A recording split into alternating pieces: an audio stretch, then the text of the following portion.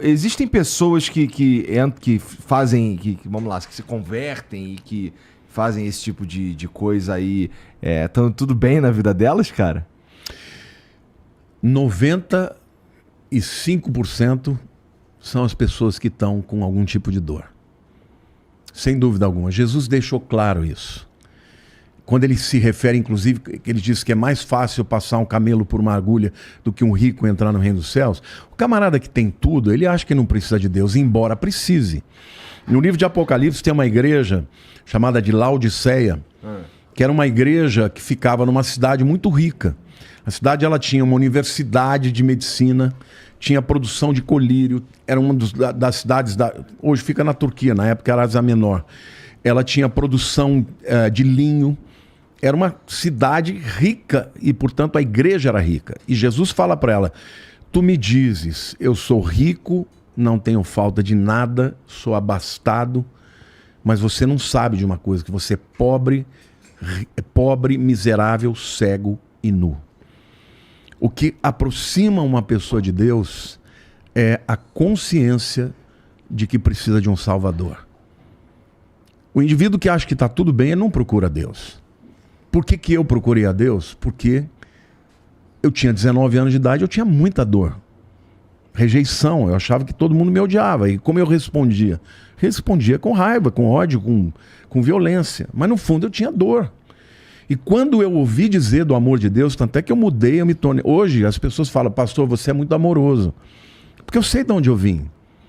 Então eu não sou aquele cara, sabe, o santarrão. Eu nunca fiz o papel de, olha, eu sou perfeito. Não, eu conto meus podres do povo. Todo mundo que anda comigo sabe de tudo. Agora, sabem que eu amo a Jesus mais do que qualquer coisa na minha vida. Entendeu? Eu amo porque eu sei de onde ele me tirou. Mas então na vida é assim. Se você não tiver a necessidade de Deus, você não procura. Pois eu percebo isso aí, acho que isso serve pra meio que qualquer religião, na verdade. A galera com certeza vai procurar quando tá no sufoco mesmo. E, pô, você falou uma parada interessante aí, que eu conto meus podres, pra todo mundo sabe. Eu sou... O que eu entendi livro disso, aberto. o que eu entendi disso eu falo o que eu tô pensando, eu falo o que eu tô sentindo. Eu, de certa forma, assim, eu sou um cara verdadeiro. Foi o que eu entendi quando você falou. Total. E, cara, você acha que é uma maioria nas religiões, os líderes religiosos que estão falando a verdade, que estão sendo honestos? O que eu penso, Igor, é que em todos os setores da vida tem gente sincera e gente que não é sincera. Então, não é na religião, não é na política, é em qualquer área. Uma pessoa sincera, ela vai ser sincera sempre. Entendeu? A diferença, por exemplo, que Cristo fez na minha vida é que ele trocou a raiva pelo amor, mas eu sempre fui verdadeiro. Tanto é que para andar comigo tem que ser assim. O camarada é falsozinho, eu falo, sai fora. Não vai andar comigo. Se foi desleal, se foi um cara traíra, acabou, não vai andar comigo. Porque para mim tem que ser na lealdade. Agora, tá cheio de picareta em tudo quanto é lado, inclusive na igreja, porque a igreja pode se tornar um instrumento de poder, pode se tornar um instrumento de manipulação. Isso é verdade. Mas assim, não é o que todo mundo é. A grande maioria ama a Deus, tem temor a Deus. Quando você é um homem de verdade, que crê no que você prega, você tem temor, cara. Tem temor de estar contra Deus. Se a Bíblia está me dizendo uma coisa e eu vivo contra, cara, eu me pelo. Eu falo todo dia para Deus, Senhor, me ajuda a te agradar. Eu estou consciente que eu estou longe disso, mas me ajuda. Eu jamais vou dizer para Deus um pecado que eu tenha, dar uma desculpa e dizer, não, eu sou isso por causa disso. Não, eu falo, o Senhor tem toda a razão. Estou errado, tá errado, mas não consegui ainda, me ajuda. Mas tem picareta em qualquer lugar, não tenha dúvida. Porque é meio como você disse mesmo, a religião, ela pode se tornar um... Vamos lá, se a gente levar em consideração que a maioria das pessoas que procuram religiões, procuram Deus ou qualquer religião, são 95% os caras que estão sentindo dor, os caras que não estão bem. Esses caras aí são os mais fáceis de um cara que é um bom manipulador manipular, né? E talvez essa seja a minha principal questão com religiões em geral. É como eu percebo que existem muitos líderes que são até de alto perfil e que são que são bastante, na verdade, sei lá, cara, desonestos do ponto de vista, até para enriquecimento próprio, para, sei lá, para controle mesmo, para manobrar a galera e tal. E nesse sentido, cara, a religião, ela pode também dar uma atrapalhada na sociedade, porque são seres humanos, né? E seres humanos são complicados, né? Na verdade, o que eu penso é o seguinte: se você faz uma análise um pouco mais acurada, você vai perceber que é o contrário. A igreja, ela está em todos os estratos da sociedade.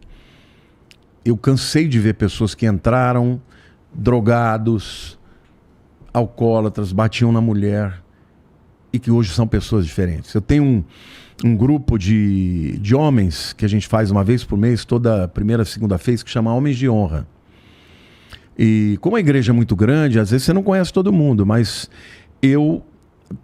a gente divide em vários grupos, né? Então, dessas segunda-feiras, acho que não foi a última, a penúltima, uma pessoa estava lá, porque quando eu primeiro trago uma palavra, sempre voltada para a questão da ética, né? Porque é Homens de Honra, ensinando como você ser uma pessoa digna no tempo de hoje. Depois a gente divide em grupo e cada dos homens falam, né? Porque a mulherada fala bastante, mas os homens têm essa dificuldade de sociabilidade. Um camarada levantou, começou a falar, ele falou: olha, eu era ladrão, eu era bandido, eu fiz assalto à mão armada, eu fui preso, eu cumpri a minha prisão. Na prisão, eu ouvi falar de Cristo. Hoje, Deus restaurou minha família, hoje eu sou um homem diferente. Eu não falo mais o que eu falava, eu não minto mais, e eu sou uma pessoa diferente. Então o Evangelho, quando ele te dá a oportunidade de ser resgatado, muita gente é transformado para melhor, mas muita gente. Nós temos na nossa igreja, por exemplo, um grupo que chama Reviva, que é para pessoas drogadidas. Então tem muita gente, tem psicólogos, tem pessoas que dão lá, fazem como se fosse um Alcoólatras Anônimos, fazem a partilha, o que eles contam lá dentro ninguém fica sabendo e tal. Mas tem muita gente lá que foi recuperada, totalmente recuperada. Então, a igreja, cara, na pandemia nós demos 200 toneladas de alimento. Porra! 200 toneladas no ano, comida. Fora a cesta básica, nós dávamos todos os dias mais de 500 refeições. Numa quarta-feira, que é a quarta-feira do mês que vem, a fila chegava a ter mais de 500 metros. Pra você ter uma ideia, a Globo, acho que recebeu uma denúncia, eles foram lá para esculhambar com a gente. Só que quando o repórter chegou lá e viu pessoas vindo de Cubatão, vindo lá do fim do mundo, falou: isso aqui é o que eu como. Eles falaram assim: eu não posso fazer uma reportagem para falar mal, vou voltar outro dia. Passou no SPTV, cara. O que a gente faz, eu não recebo uma oferta de ninguém, nunca quis receber nada de governo. Tudo oferta voluntária. A gente investe na vida das pessoas em todas as áreas. Então, a igreja faz muito pelas pessoas, Igor. Agora, é claro que tem gente que manipula. Claro que tem gente bandida. Isso nos fere muito. Quando você encontra alguém, sabe, se prevalecendo, usando, sabe, do seu poder para manipular, me entristece muito. Por quê? Porque muitas vezes pessoas se afastam da igreja por causa disso. Porque quem que vai ser o seu paradigma? É o cara que fez o errado. É porque ele acaba ficando famoso, né? E tem muita gente que usa mesmo. Só que Jesus falou que isso aconteceria. Mas nós não fazemos para as pessoas verem, a gente faz para Deus.